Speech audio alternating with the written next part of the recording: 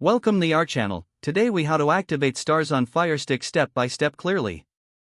To activate Starz on your Firestick, start by turning on your device. Make sure you are connected to the internet. From the Firestick home screen, navigate to the search option at the top left corner. Type Starz into the search bar and select the Starz app from the suggestions. Once on the Starz app page, select the option to download or get the app. Wait for the app to install. After installation, open the Starz app from your apps list. You will be prompted to sign in or start a free trial. If you already have an account, enter your login credentials. If you are new to Starz, follow the prompts to create a new account. Once logged in, you will see an activation code on your screen. Take note of this activation code. Now, open a web browser on your computer or mobile device. Go to the website displayed on your Firestick screen for activation. Enter the activation code in the designated field on the website. Follow any additional prompts to complete the activation process. Once activated, return to your Firestick.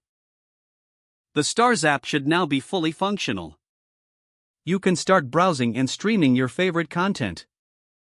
If the page does not load, refresh the browser or try again in a private or incognito window.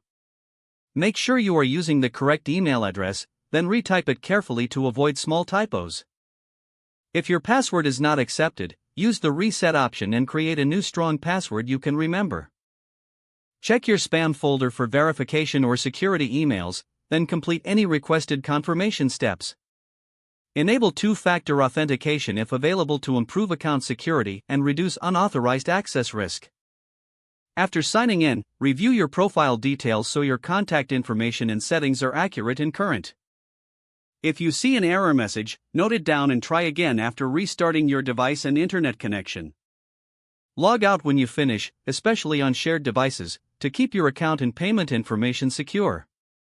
If the page does not load, refresh the browser or try again in a private or incognito window. Don't forget to like this video and subscribe to our channel for more step-by-step tech guides.